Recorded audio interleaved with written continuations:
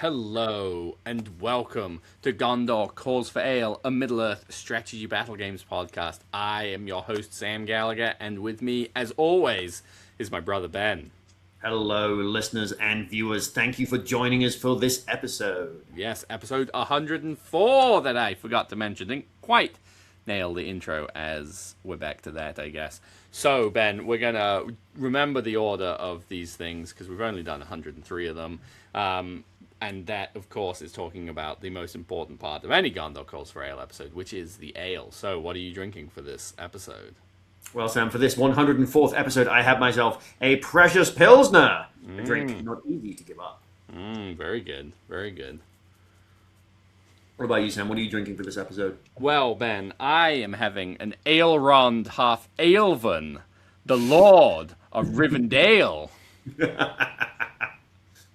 Is that 3 drinks? It's one very delicious drink.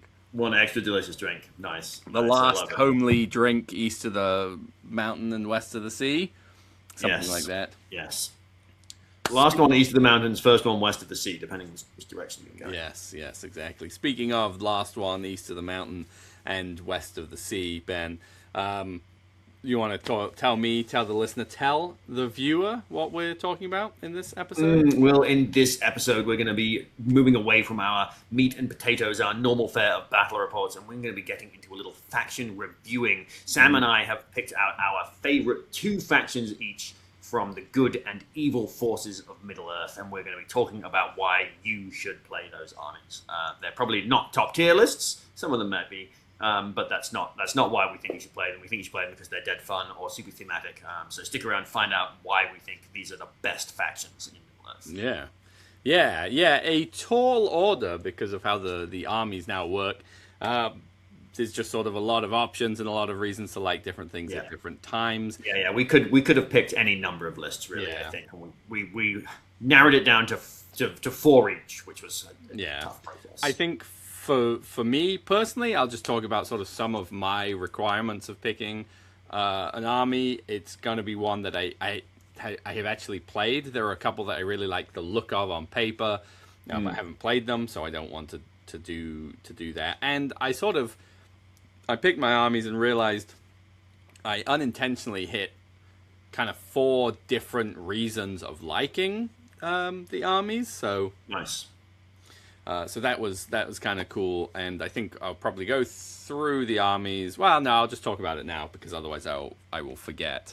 No, we'll talk about it at the end. I'll try and remember to talk about it at the end, because I kind of had to spoil what the armies are to talk about. Sure. To talk about that. So, did you have any specific criteria or criteriae for picking an army? No, I probably should have had the criteria of having played the army. There's one of mine that I haven't technically played with. But I'm familiar with the pieces, parts of it, and I think I can make a fair commentary on why I like it and why I'm actually excited to give it a go. Sure. All right. Well, Ben, would you like? We're going to start it off with the good guys, as that is how James Workshop orders his books, and definitely who Tolkien prefers. Would you like to start? Or would you like me to dive on in? Why don't you take it away with your first army? All right, Ben. My first army. My perfect Sunday army. I knew it was coming.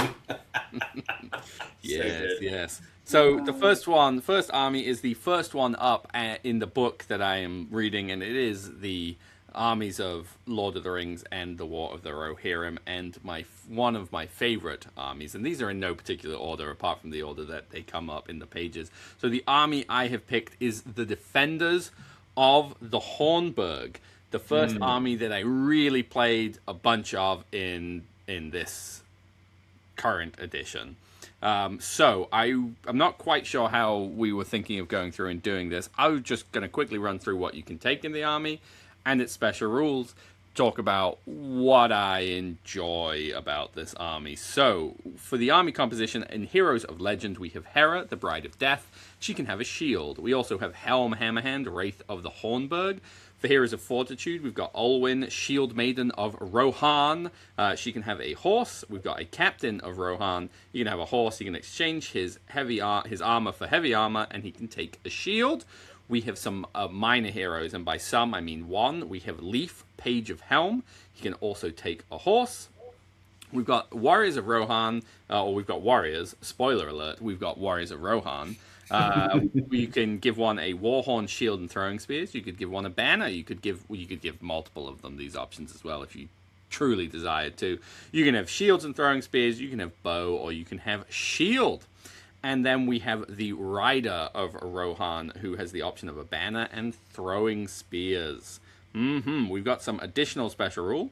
Helm Hammerhand may not include any warrior models in his warband. Then we have special rules. The previous were additional rules. These are the special rules. The Defend the Hornburg. Friendly Rohan infantry gain Dominant 2 special rule. A Desperate Defense. Friendly Rohan warrior models must reroll natural rolls of a 1 when making strike. And then Frenzy of the King. At the start of the end phase of a turn in which Helm Hammerhand kills an enemy hero or monster, enemy models within 3 of Helm must take a courage test, chosen in the order of Helm's controlling player. If the test is failed, the models must move up to their movement value directly away from Helm.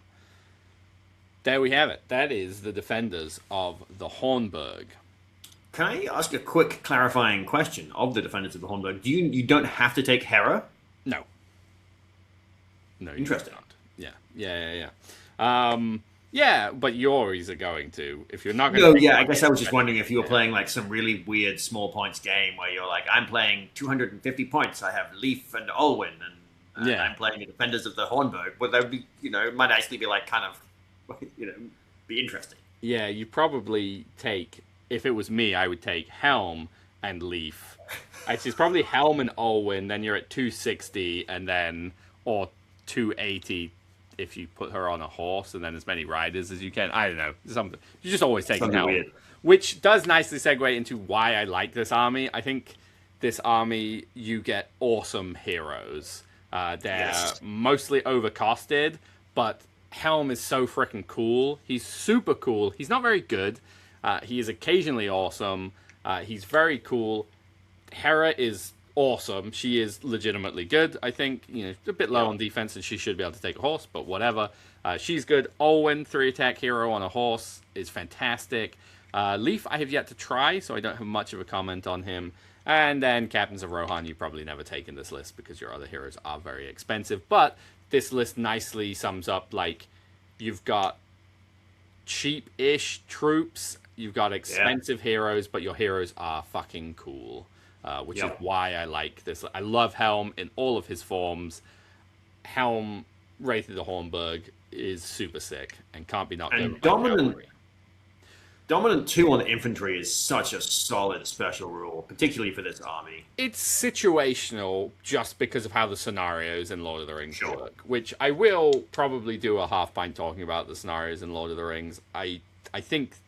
Yeah, I have feelings after some of my games at the Adepticon about how scenarios work, and I wish Dominant was a better rule just because I think if you could have 3 objectives in the middle of every battle of every scenario has an additional 3 objectives across the center of it, evenly split up, and like the fortification points one, for just holding it, you tick up points, and you can do the other things as well, because then your gun line army is incentivized to move in, to not just be I deployed at 6 inches and backed away from you, So, but that is for a longer topic. Speaking of, if you want longer topics or different topics or my wild opinions about things, then consider joining our Patreon, where you can listen to now, I think it'll be 30 half pints by the end of this month, either that or 29. Some substantial extra hours of Gondor Calls for Ale. You can find the link in the description of this video.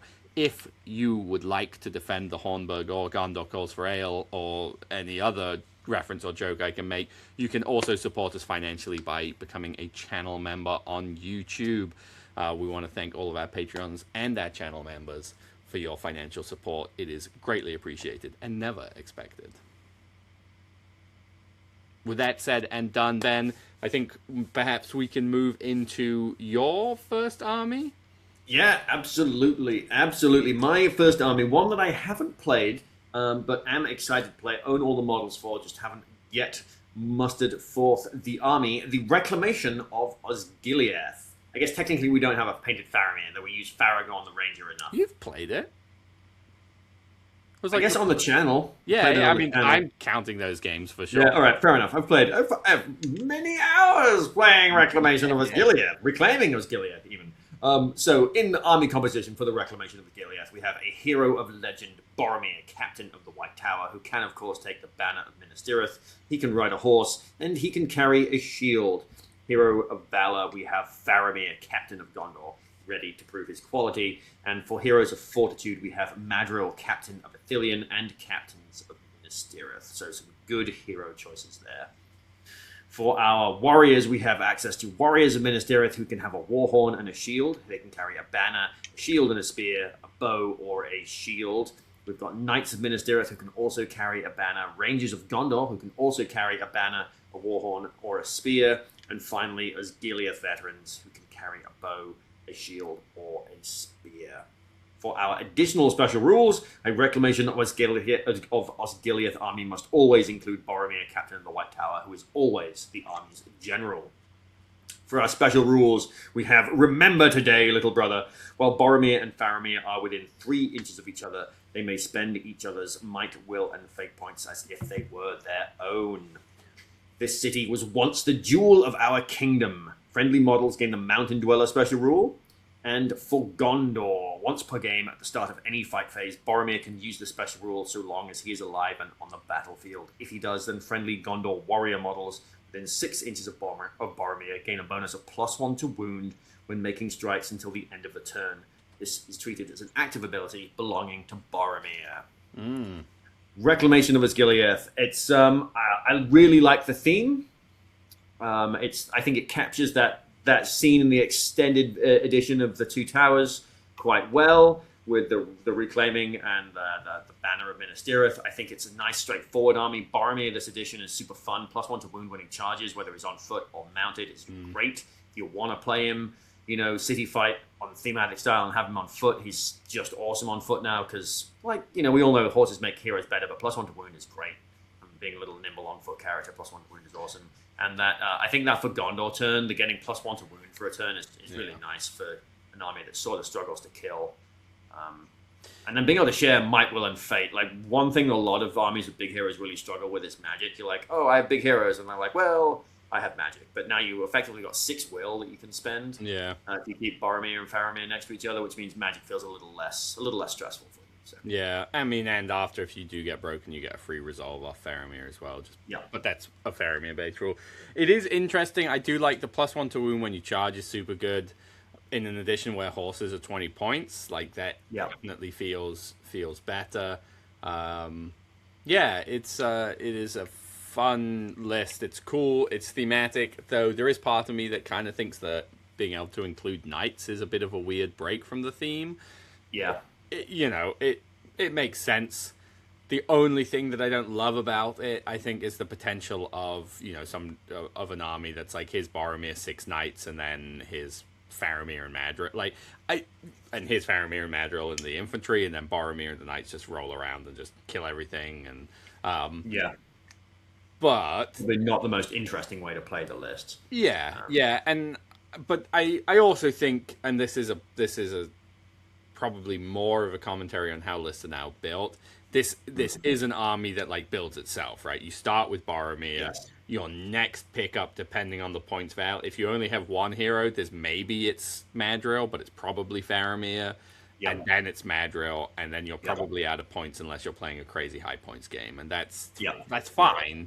But it is just sort of You are right. It doesn't have a ton of different ways as far as hero selections to build. But it is it's such a cool theme. It's one of the coolest ones. And I like the Osgiliath veterans in this one quite a lot as well. Especially if you're trying to keep Boromir and Faramir within 3 inches of each other, you can have a couple of veterans between them and then veterans to the flanks, and you can actually sort of feel like you're getting some mileage out of the Osgiliath veterans. Because they get to reroll 1s within 6 inches of the captains, which is pretty cool. And Hatred Mordor will come up every now and again, and then they're wrecking face. Yeah. No, it is. It is a super cool one. I do really want to make some make some Osgiliath veterans and run this. I think it would be a cool list. Yeah. Yep. All right, Sam. Onwards, ever onwards. What is your second pick for the forces? Well, Ben, my second pick for the forces of good is a very complicated and long list. It is Fangorn, and I've just closed the page. It's Fangorn, Ben, an army with a composition. We have, for Heroes of Legend, Treebeard. We can have Merry and Pippin as an option to ride him. We've also got Heroes of Fortitude, Beachbone, and Birch Seed. And then our warriors are Ent. We have some additional rules. A Fangorn army must always include Treebeard, who is always the army general. You know what? I'm not actually sure I knew that. So you can't do a funny... He is Fangorn. You make a fair point. And then we've got some special rules. Don't be hasty. Friendly Ent models are completely unaffected by any magical powers that would attempt to move them or prevent them from activating or shooting. Or moving, even. One with the forest. Friendly Ent models are completely unaffected by the Call of Winds, Nature's Wrath, Wrath of Bruno, or Writhing Vines special magic powers. And then we've got Beech, Oak, Chestnut, Ash. Many have come. We've got, whenever you include an Ent warrior in your army, you may assign one of the 4 types of Ents to it, as listed below. You must split the types of Ents as evenly as possible. So if you want to have a second of one type of Ent, you must first have one of each of the others. If you want to have a third, basically you have to get one. Anyway, hopefully that was clear, because I'm not reading the whole dumb paragraph. But I've now taken more time to say that I'm not going to read it than I would have reading it. So enjoy. So we've got Beech. Ents may re-roll natural wound rolls of a 1 when making strikes. We've got Oak. Ents improve its wound characteristic to 4. Chestnut. The Ent gains Mighty Blow. And Ash. The Ent improves their shoot value to 3+, and can still use the Throw Stone special even if they've moved that turn, though not if it's moved over half of its move value. So there we have it. Super easy army. And I will now explain one of the coincidental things that I enjoy, or that sort of checks a box for me for armies, and why I chose Fangorn. I really like the choice of the 4 different types of Ents. It's very similar. Obviously, it's different because you don't pay for them, but it's similar to the 3 Trolls, where you can buy upgrades. And I really, really love that. I think those are maybe the only 2 armies you can do it with. Kind of Dragons of the North, you kind of get it with the dragon upgrades and not being able to duplicate them. But I really like the additional rules added to the pro. Like you take one Ent, you get one of them. You take a second one, you get more. I do think it should be, you can't. Like, I wish you could go every other Ent could be the same. Yeah. So you could go, I'll have an Ash, I'll have an Oak, I'll have an Ash, I'll have, that you have to keep it balanced.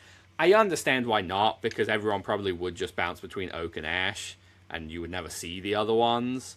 What's Oak? Oak is 4 wounds? 4 wounds, which is Ash is the Throw Stones one. Yeah, I mean, Ash is by far the best one. 3+ Throw Stones at 18-inch strength 10 stone is super solid. And you can do it after you've moved. Yeah, I mean, so 4+ Throw Stones, it's definitely the best one. I do think Oak is actually fairly good when they're like, yes, it just makes them that much harder to kill, and they're already fairly hard. Tough thing to move.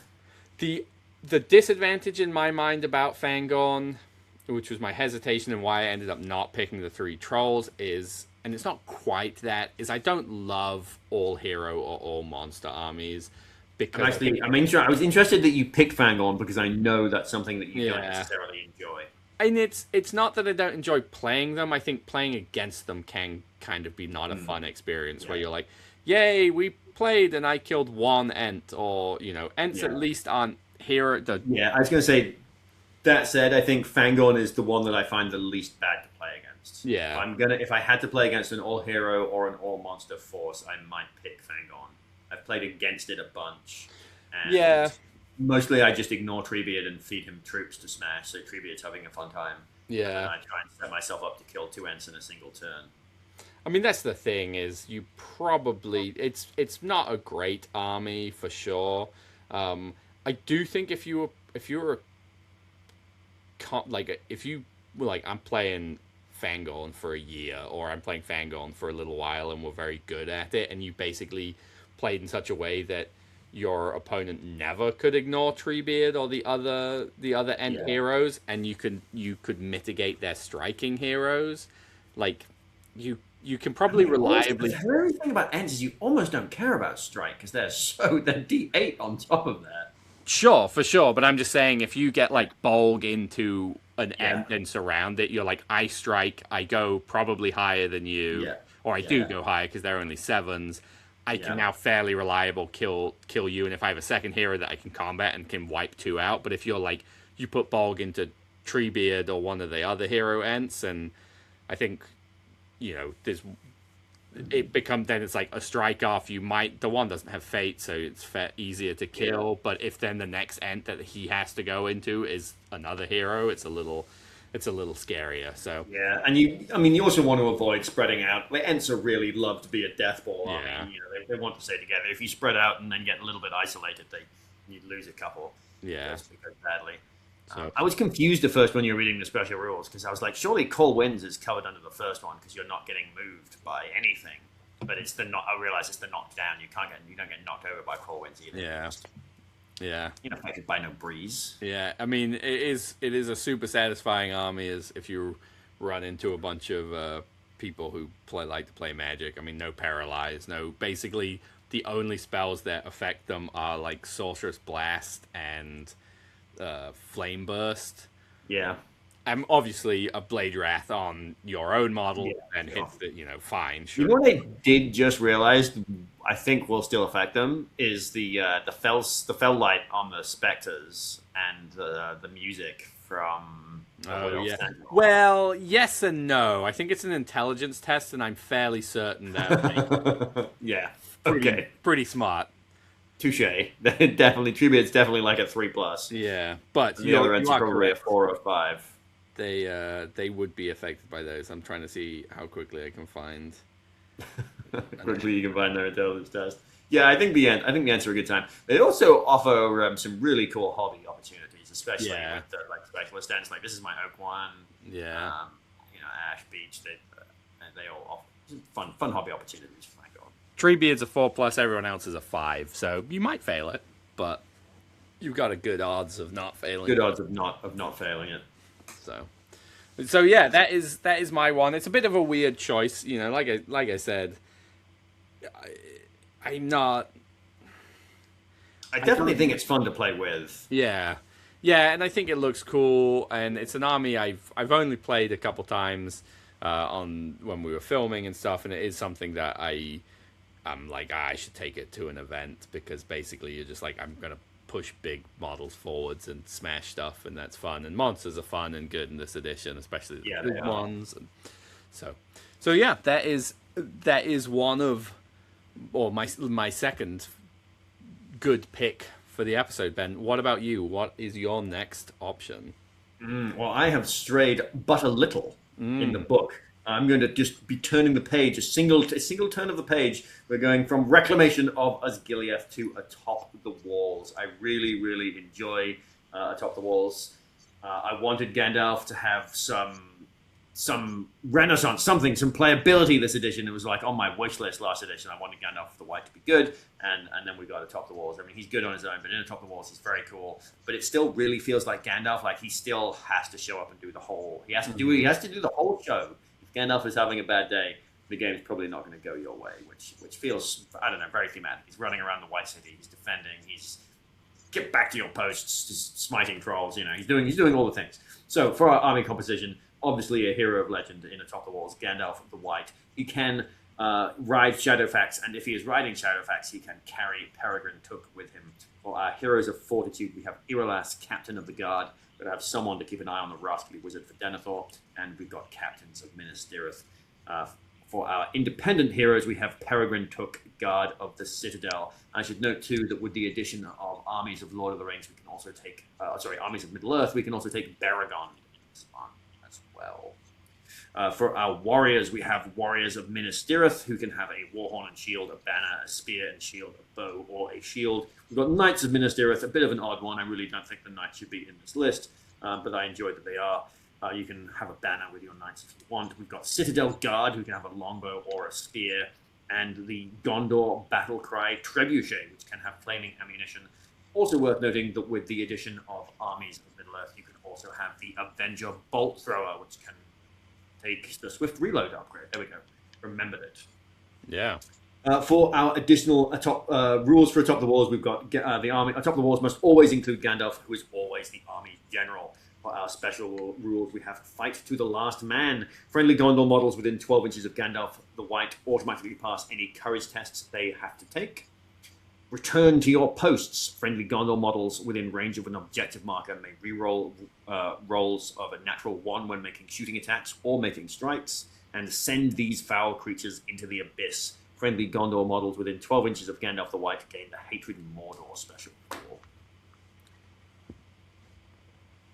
Yeah, like I said at the beginning, super thematic army. Gandalf has to do all the work and is super fun to play with Pippin on Shadowfax. He's a 3-attack hero on a movement 12 horse with strength 5, fight 6, and Elven Blade, and gets to reroll 1s when making strikes. He's just fantastic. On top of that, he's got magic.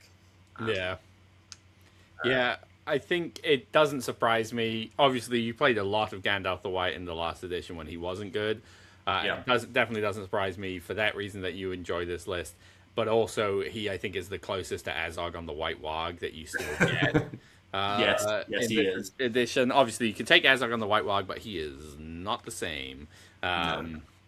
So, yeah, I agree. I really like this list. I like that pretty much all the special rules are tied to Gandalf, and I like that they all have an aura rather than just being the battlefield wide.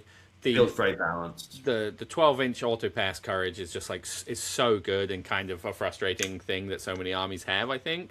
But it totally makes sense in this army. I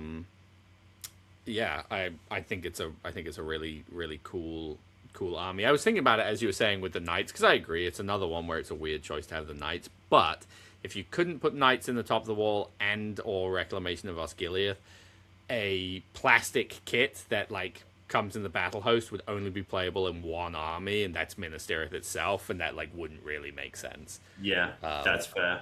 I also do want to point out that this is one of the only armies that you can buy the battle host for. Do a bit of minor converting, or just be like, this Gondor warrior with a sword in the air is my captain, and you can actually take a battle host and like turn it into a playable army with just a single box. I think this is probably, you might be able to do it with the Mordor one with the Witch King, one of the Witch King armies. Again, it'd be like, this orc is my captain. Yeah, that's an interesting point. It'll be interesting to see whether they re-release battle hosts like now you've got the Rohan captains coming out and the Tribes. Are you gonna get like his Wolf and Targ Hill Tribe captain and Hill Tribesman, and are you gonna get like Rohan? It could be pick any plastic row. You basically could add those captains to the old. Obviously, you replace the warriors and the riders, but like put AMR warriors, riders in the box of captains, and now you have like an actual like this is a totally playable. Yeah, that'd be cool. And if that is the case, does that grasping at straws here? Does that mean we're more likely to get those sort of plastic command sets for the other armies? Like if you did one for Minas Tirith and an orc set, then it would be, then you've got the Witch King, orcs, Warg Riders, captains, and you'd get, I guess the other battle host was Isengard, so maybe you've traded that out for Hill Tribes, but, it would be fairly easy to with one box, do a bundle, and now you've got like a really playable horse. The other nice thing that I really enjoy about Top of the Wall is the inclusion of Irolas. Getting the +1 to wound bubble on your warriors is actually really nice. I did say that if Gandalf isn't doing the work, then this army's losing. That's not entirely true, because Irolas and his Citadel Guard getting +1 to wound can put a real hurt on just about anything. Yeah, it's an interesting one too, because while it feels similar to what I was saying about Reclamation for Osgiliath, and I could have easily said about Fangorn, I think Defenders of the Hornburg there's maybe more choices in the heroes you take. unless you're committed to taking Helm, and then there is no choice. But it is another one where it's like, obviously you have to take Gandalf, so you're starting there. You're going to be taking Pippin because Gandalf's so much better with Pippin on him. But then then it is probably Irolas because that +1 and 12 Citadel Guard of some flavor. And then it's maybe a captain. But then it sort of opens a little bit more, which is nice because it's captains, or do you do a siege weapon of some variety, or so a super cool one. Magic is fun. Magic on a model that is essentially a hard hitting fighter is awesome because it just feels like a bonus. 12-inch move is fantastic.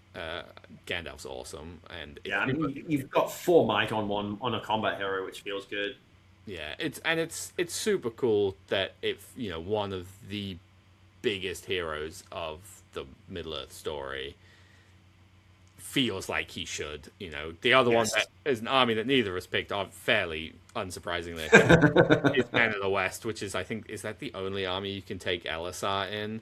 But they have done a good job with this edition where those heroes feel like Elisar feels like he is the bee's knees, which, as he should. Yeah, and I do hope that they don't nerf that list into oblivion for that reason, because it is really cool to see Aragorn, King Elisar being awesome. Yeah. Just Men of the West is it's a little too overtuned. It just needs to not get nuked into oblivion. That'd be sad. It would be cool if there was basically a rewrite option for Minas Tirith, where it's like here's Minas Tirith, but you take Aragorn instead, and you change some of the if there's like sort of more generic Gondor-y list. But you can probably it's Strider in Battle of the Pelennor. So yeah. I agree, and that's a whole conversation we've had many times. Bad list. All right, Ben, shall we move into where our heart truly lies, which is evil? So I'll continue on, starting it off for me. We've moved into the armies of the Hobbit. Probably no surprise, you're probably waiting to see which of Ben or I got to talk about this army, which is, of course, the army of Gundabad. Yes, we've got army composition.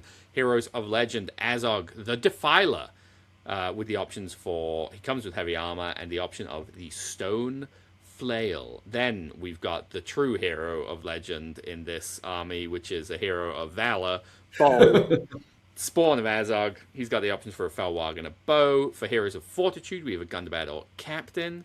We've got a Goblin Mercenary Captain. For independent heroes, the true hero of Legend in this army is the noble, the humble Troll Brute. We've got a Gundabad Troll Catapult.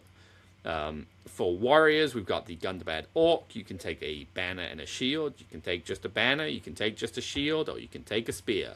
You got Gundabad Berserkers with the option for a two-handed weapon. You've got a Goblin Mercenary with no options.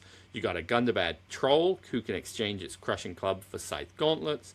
We've got a Gundabad Ogre, and we've got a War Bat. Heaps of options. And then we have so many options. Special rules. We've got Commander of the Legions. If your general is either Azog or Bolg, then your general gains the Master of Battle 5+ special rule. Here ends your filthy bloodline. Azog may reroll failed to wound rolls when making strikes against Erebor models. And then we've got the Horn of Gorgoroth. Once per game, after priority has been determined, as long as your general is alive and on the battlefield, you can order the Horn of Gorgoroth to be blown. Until the end of the turn, all friendly Gundabad models gain a +2 bonus to any courage test they are required to make. Additionally, until the end of the turn, all enemy models on the battlefield suffer a -2 penalty to any courage test they are required to make. Note, this is not communicative with any other special rules. Then we've got Raise the Banners. During the priority phase, after priority has been determined, as long as your general is alive and on the battlefield, they may command one of the banners on the signal tower to be raised. If they do, choose one of the banners below and apply the effects until the end phase of the turn. You may not raise the same banner as the previous turn. Banner of Dol Guldur. All friendly Gundabad models on the battlefield count themselves as being in range of a banner. Banner of Gundabad, all friendly Gundabad hero models on the battlefield may declare a heroic march for free, and the Banner of Angmar. Whenever a friendly Gundabad model suffers a wound, roll a d6. On a natural 6, the wound is ignored. Gundabad Berserkers will instead pass that Oblivious to Pain test on a natural 5+ instead of a 6. What an army. Oh. It's got What an army. You know, the sort of the rule for this edition, right, is the more choices you have, the less cool special rules you have.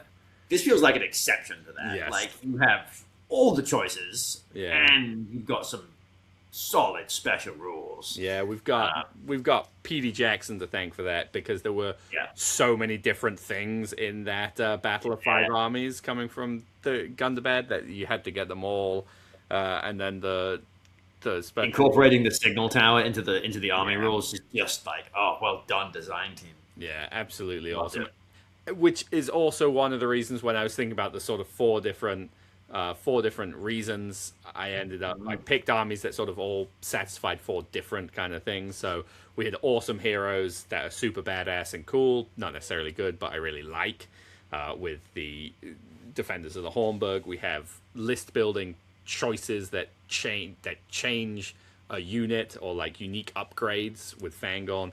And then with Gundabad, we have in-game choice, turn-by-turn choices of a thing I get to do. I get to activate and do a thing. Same reason I think Goblin Town is super cool. I've never played them really, so I didn't want to choose that. But you get a song coming on. Anyone where you have, like, pick one of these things, you get to do it, is a win for me, and I super love it. Obviously, Gundabad has great heroes, super cool monsters, and a lot of really cool stuff. And I think the Gundabad Orc is a phenomenal profile. Yep. Strength, best evil warrior. Fight for... With the possible exception of the Hillman. The Hill Tribesman. Yeah, I mean, I guess I would probably still rather take one Gundabad Orc versus 2 Hill Tribesmen. But, you know, the Hill Tribesmen definitely have weirdly good stats in some ways. But the Gundabad Orc being Fight 4 now is huge. Strength 4 has always been really good. D6 on the shield warrior, 5 on the spear, questionable.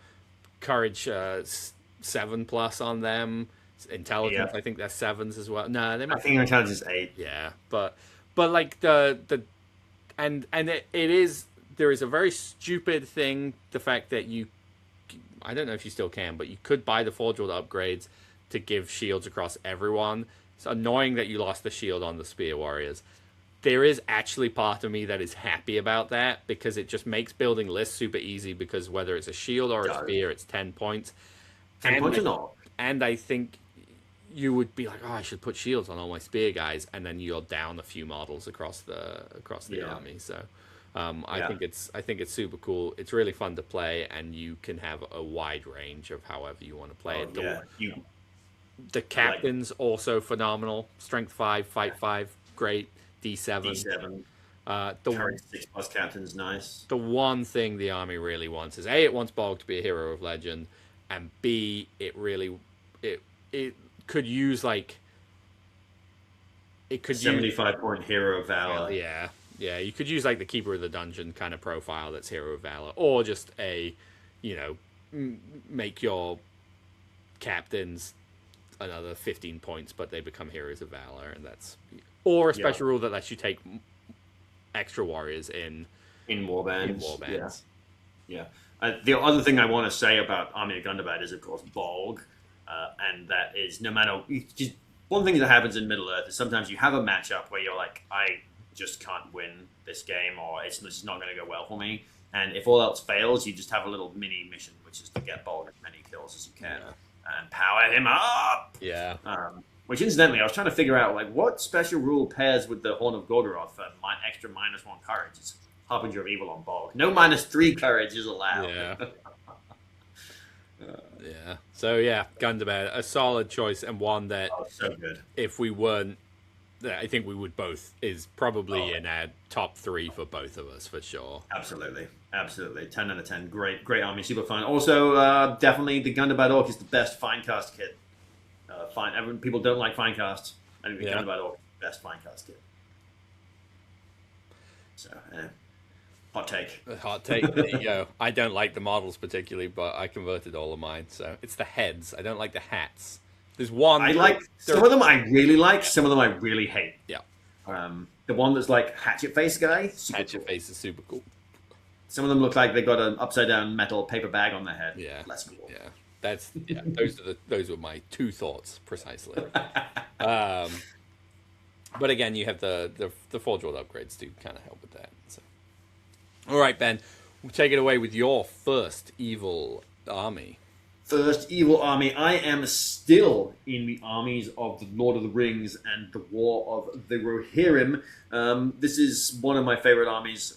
Talked about it a lot at the beginning of the edition, played it a lot at the beginning of the edition. So any faithful listeners of the podcast will not be surprised to hear that I have chosen the Besiegers of the Hornburg. Super fun army. Love to play it.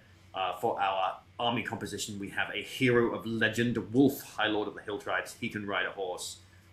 Heroes of Fortitude, we have General Targ, who can also ride a horse, and a Hill Tribes chieftain who can carry a light shield or a two-handed weapon. For our minor heroes, my favorite minor heroes, we have Shank Rot, the Orc Scavengers. Shank and Rot, the Orc Scavengers. For our warriors, we have Hill Tribesmen who can carry a light shield and a flaming brand, a bow, a flaming brand, a light shield, a spear, or a two-handed weapon. And Crabane from Dunland. For our additional rules, we have an army of Besiegers of the Hornburg must always include Wolf, who is always the army's general. For our special rules, we have Wolf's Revenge. Whenever Wolf moves, he must always charge an enemy model if possible. Additionally, once per game, Wolf may declare a heroic challenge for free, though this heroic challenge must always target the enemy general. Wolf may still do this even if the enemy general is a lower heroic tier. Promise of Wealth. Friendly Dunland warrior models within range of an objective marker gain a bonus of +1 to wound when making strikes. Shank and Rot. Friendly Mordor models cannot benefit from the heroic actions or stand fast to friendly Dunland models, and friendly Dunland models cannot benefit from the heroic actions or stand fast to friendly Mordor models.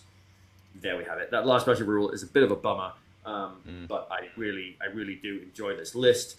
It's not a particularly over-tuned list. I think it's very middle of the road. What makes it middle of the road is that the Hill Tribesmen are very just a strong profile, like we said earlier when comparing them to the Gundabad Orcs. For 5 points, you have a guy who's just awesome.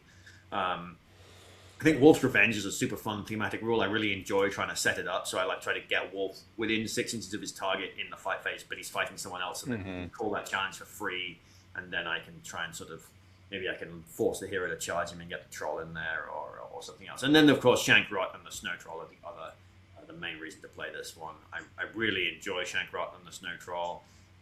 The troll going to fight 7 and 4 attacks on the charge is just so cool. And then if you want to spend a point of Shank's Will, which honestly you should probably save Shank's Will for when he fails his courage test after the army breaks, so he doesn't run off the table because he's only courage 7+. But if you can enrage the troll at least once to reroll fell wounds and make it fearless, it's cool. Yeah, the other part of it that is obviously baked into Shank and Rot's profile is the mini game of looking for rings. Which is super cool. It would be fun to see the Mordor not benefiting thing if there was if Shank has a ring, he becomes fearless, and or cool. the Orc Scavengers become fearless if they have a ring. So and then the Snow Troll gets to keep around and doesn't just run off. The other cool thing about courage 5+, it's actually surprising. There you go. Shank is courage 7 and just always runs for me. The other thing about this list that's worth noting is because of the command pack for the Hill Tribes. Yes, there is the potential that you're going to get some extra options in the list. Obviously, the Chieftain is coming out in that, which you've already had, but now there might be a banner and a Warhorn, which, again, with Shank's courage problems, you may actually spend 30 points on a Warhorn to give him +1 to those courage tests. Yeah, and getting a banner behind that Snow Troll will be terrifying. Yeah, and your horde of Hill Tribesmen, you're just that's sure. Now I have this. Plus, there are many scenarios, obviously, where you score points for having a banner, and it's just great to have around. So I'm excited for most of the all of the Hill Tribes lists to have access to those things, and hopefully they will be able to, because Usurpers of Edoras, it's cool that you can have a Hill Tribes banner and you're not like, well, I'm taking Thorn and a bunch of my Rohan guys, and I have to take a banner, and the banner's then just gonna like run off and go where I need it. So it's cool to Yeah. cool to be able to get some new exciting stuff added to armies afterwards as well. So Yeah. It's a super. I really enjoy this army. I think Wolf is actually pretty good at hunting down other heroes. It can go terribly wrong for him. He's a glass cannon. yeah, I've had a lot of fun with General Targ on foot, and then other heroes nearby will call it heroic combat, and I'll have General Targ and like three hill tribesmen in, and it's Master of Battle 4+. You can't always go off, but sometimes it goes off, and you like. It sounds silly, just like General Targ and 4 hill tribesmen, but like in the right spot, you can open up a hole in some battle line, and then the hill tribes just flood through that gap, and battle lines get cut to pieces. And so I thoroughly enjoy this list. I think it's a solid middle of the road list. If you're a veteran player and you want to get your friends into the game, this is a fun one for you to play, so that people aren't feeling overpowered, but you're still having a great time because it's a good time. yeah. No, it's super cool, very themed. I think they did a good job with this. Yeah. So yeah. And like you said, the mini quest of getting rings. Yeah. Super cool. All right, Sam. What is your second evil pick? My second and last evil pick is probably no surprise to anyone. Burder's Horde. Yes. Glorious. We have an army composition that includes a hero of valor of Burder Hill Troll Chieftain. We've got some heroes of fortitude of an Angmar Orc Captain and a Wild Warg Chieftain. For minor heroes, we have an Angmar Orc Shaman. For our warriors, we have Orc Warriors who can take a banner, they could take an Orc Bow, they could take a shield, they could take a spear, or a two-handed weapon. We've got Angmar Orc Warg Riders as another option who can take a shield and throwing spears, an Orc Bow, a shield, or throwing spears. And finally, well, not finally, we have an Angmar Orc Warg Rider as an option. Sorry, an Angmar Orc Warg as an option. And we have a Hill Troll as an option. We've got some additional rules. Burder's Horde must always include Burder. He is always the army general. And we've got some special rules, Ben. We've got the first one. Ambush! It's got an exclamation mark, so legally I had to semi-scream it. At the start of the game, before either side has deployed, you may choose to have Burder's Warband ambushing and not arrive as normal. If your general must be deployed at the start of the game, you cannot use this ability. Instead, at the end of the move phase on the third turn, after both sides have moved their models, the ambushing warband must choose one of the following. Move onto the board edge from any board edge via the rules for reinforcements. Deploy in or within 1 inch of a wood, building, rocky outcropping, or other similar piece of terrain that models could hide in. A degree of common sense is required when deciding which piece of terrain the warband could hide in. They shouldn't be leaping out of a river or from behind a single rock. You should always agree with your opponent at the beginning of the game which terrain pieces are eligible to ambush from. Models deployed in this way cannot be placed in base contact with or within the control zones of enemy models. Models that enter the board this way do not activate as part of the move phase and will count as having moved half their move value for the purposes of shooting. Now we have some other special rules. We've got Masters of Terrain. Friendly models gain the Woodland Creature and Mountain Dweller special rules, and a Fearsome Foe. If Burder kills an enemy hero in combat, he gains the Fearless special rule for the remainder of the game. Fantastic list. Also important to note that on his profile, if Burder kills a hero model, he becomes a 3-inch banner. And I think maybe if he kills more than one, he has to kill three hero models. He becomes a 6-inch banner. Yeah. At which point the game is probably over. Unless you're playing Rangers. Touche. Or Hobbitses. Yeah. Yeah. Burder's Horde. It's so much fun. A great army, and this will check the final box of things that I can enjoy in an army, which is this army is good. It has an answer to everything, and it is every game it has a shot. It's got good models and good special rules that make it a competitive choice. I think out of the 4 armies I've picked, Gundabad and Burder's Horde are by far a more competitive choice. I think they are in the A tier of armies, and I think I agree. Burden's Horde is probably better than Gundabad. Yeah. You can get But not overtuned either. I don't. no, I mean, I think we've deliberately not picked lists that are overtuned. Um, so yeah. you definitely want to point that out. Don't go running out picking Birders Horde because you think you're going to win all your games. No, no, I mean absolutely not. But it does give you a fight 7 monster as a hero in general with 3 might and strike, who's very good. Wild Awesome. chieftains I have shit luck with. I don't think they're very good. But you can have hill trolls who are fantastic as So well, good. and Best evil monster. by a long way.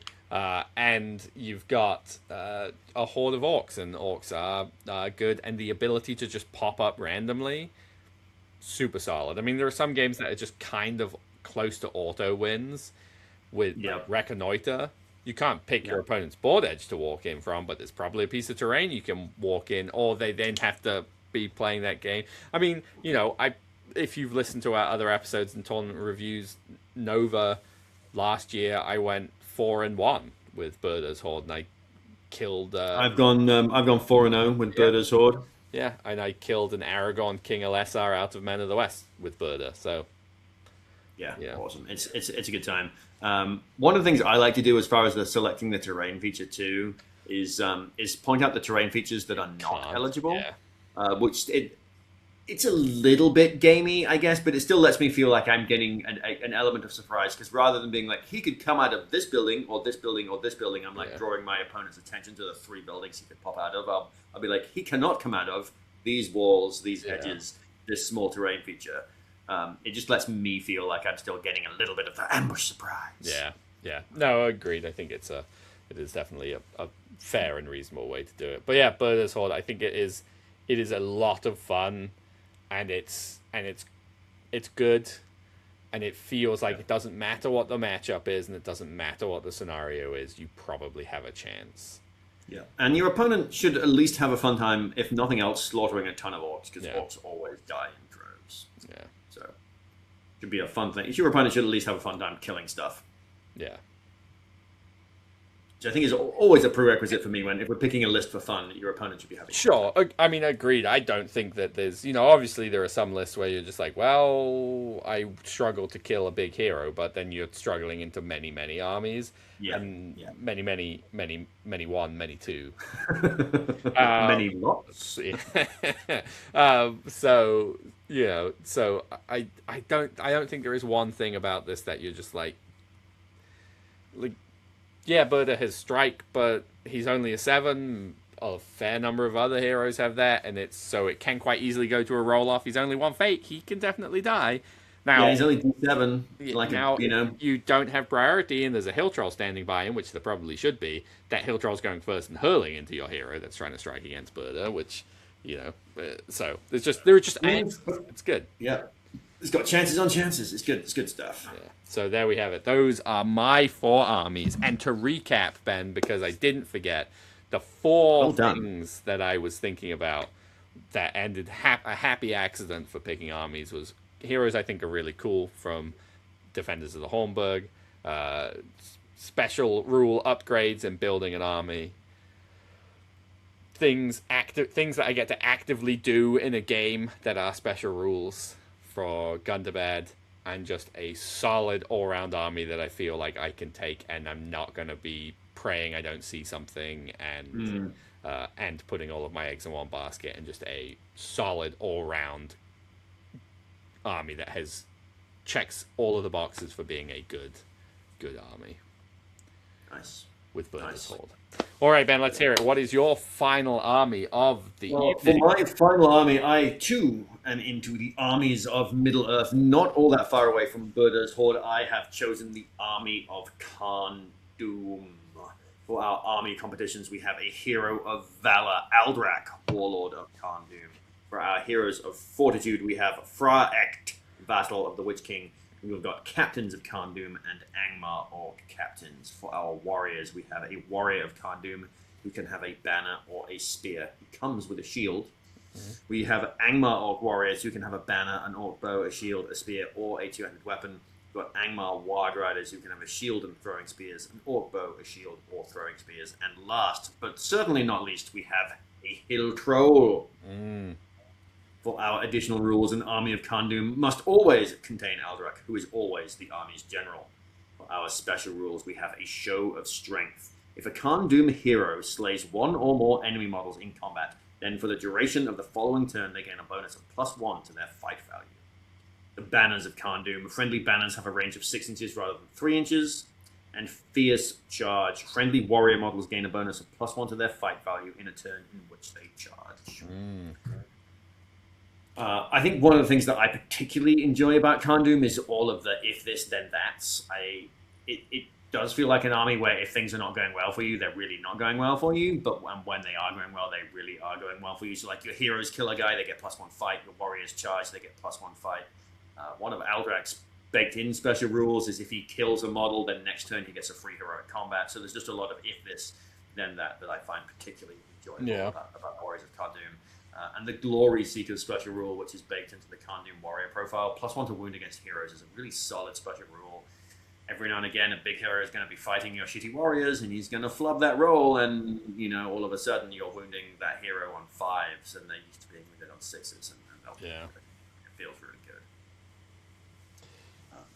Yeah, I mean, I haven't played with it or against it. It's definitely a neat army. It is a weird one as far as how keeping track of who's done, like, has this one charged, this one, especially once you get into the heroic move situation where you're like, well, this group countercharged you, so I mean, and a Fight 7 Hill Troll is good because a Fight 6 Hill Troll is good.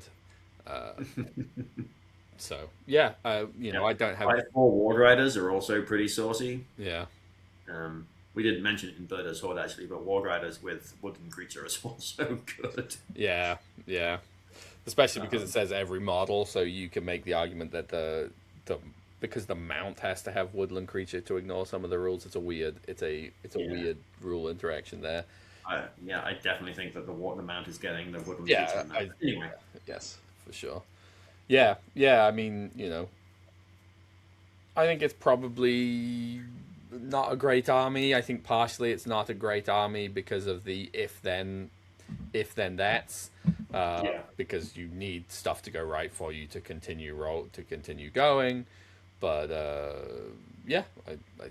think if you want to build it competitively, unfortunately, you'd leave a lot of the Warriors of Khandum at home. I still definitely think you take the Captains of Khandum. They get to reroll their courage tests if they're within 6 of Aldrak, which is great on a captain for when you inevitably break. And Orcs getting to fight 4 when they charge is pretty awesome. And the 6-inch banners too, didn't mention, but 6-inch banners is great. Yeah. It's definitely an army where I just wish that Aldrak could have a horse or something, because you run into this with Helm, Hammerhand, Razor the Hornberg. A 3-attack hero on foot can just have a game where he just doesn't do anything. Yeah, that can be pretty rough. Especially a hero that you want to be getting those combats, and so and the rest of the troops they're not defensive enough to where you can play them like previous edition army of Gothmog that I enjoyed, Gothmog on foot, because you just I'll put them into 1-2 warriors, and the rest of the army just won't die around them, and they'll get kills. And you just have so many of them but with defense 5 or 4 depending, you do just die. And I will say something super cool. I haven't got to try it. If I ever have the opportunity, I will try it, even when it's a bad idea. Aldrak is one of the only models that can one-shot turn kill the Balrog all by himself. You have to have it trapped. Sure. You call a heroic strength, and hope the Balrog doesn't get the 6. And you've got Mighty Blow at strength 10, and you've got, if he's trapped, you've got 6 dice to. Yeah. So you need 5. You get 5. You usually get 5 of those wounds through to kill it, but still. Yeah. But you get your trapped with Warriors of Khandum. They need 5s by 5s. 5s by 4s. Probably 5s by 4s. Yeah. Yeah. It's only D9, right? Oh, then maybe it is 5s by 3s. Yeah. Because Sauron. Is he only D9? Yeah. No, Sauron's D10. Balrog isn't. So yeah, anyway, so someone pointed it out to me that Aldrak can one-shot the Balrog, and I was like, "That's kind of cool." You know who else can do that, Ben? Helm, Wraith of the Hornberg. True. He can punch its head off. Yeah. Hilarious. Bam! Think we're the ancient world. Yeah. Ooh. Yup. So there we have it. A bit of an odd one to end on, just because I have zero experience with it, so not much to talk about for me anyway. But I think it is one of the cooler looking armies. I think this. If you haven't seen the pictures of Ben's force he played at Adepticon, it looks super sick, and I'm excited to see more of it finished up. So yeah, I think that is sort of it for this episode, covering a little bit of, not going particularly in depth of the armies, but we certainly managed to talk a fair amount about each of the individual armies that we enjoy, and sort of get a glimpse behind the curtain as to how our brains work and what makes us excited for specific armies. Anything else you would like to say, Ben, or are you good to start to wrap this episode up? No, I think we can call that an episode, Sam. Yeah, so thank you for watching. Thank you for listening. If you're still here and haven't, please consider subscribing to our YouTube channel. We are getting very close to 3,000 subscribers, an exciting benchmark for us. Maybe we'll do a giveaway or something, who's to say. But again, thank you for listening to us ramble, and we'll be back in 2 short weeks with another podcast episode.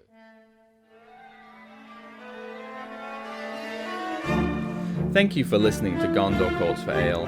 We hope you have enjoyed this episode. We, at Gondor Calls for Ale, are officially sponsored by the Baron of Dice, the producer of premium wargaming dice. These beautifully hand-swirled resin dice have no microbubbles and are therefore perfectly balanced. With over 3,000 variants and unique designs, nearly every tabletop gaming system is represented. So check out the description of this episode for a link and a discount code. Go buy yourself some new dice and let the good times roll. We at Gondor Calls for Ale are not associated with Games Workshop, New Line Cinema, or the Tolkien Estate. We hope we have not misrepresented or offended anyone. These recordings are strictly recollections of games we've played and are not commentaries on the character or competence of our opponents. They are intended purely for entertainment, and we hope they will be taken as such. You can find us on Patreon, see the link in the description. Supporting Gondor Calls for Ale there helps us continue to produce these episodes. You can find us on Instagram at Gondor_calls_for_ale. Feel free to send us a message there. Or on Facebook as Gondor Calls for Ale, another great place to send us a message. Or you can send us an email at gondorcallsforale@gmail.com. As Boromir, Captain of the White Tower, once said, remember today, listener, today this episode was good.